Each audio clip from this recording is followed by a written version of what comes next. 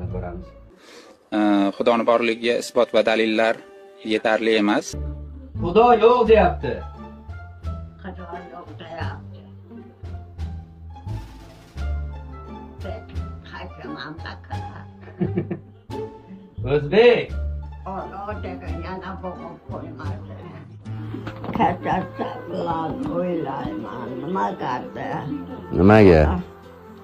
Ana yigit xudo alyonda xudo yo'q deganlar. Endi shunaqa bo'lib ketdi, hozir nima qila ko'paydi. O'zbekmi? O'zbek. Nimaga unaqa dedik? Miyasi joyida emas. Sog'mas. Esa bilmaydim. Ha, espas. Xudo yo'q.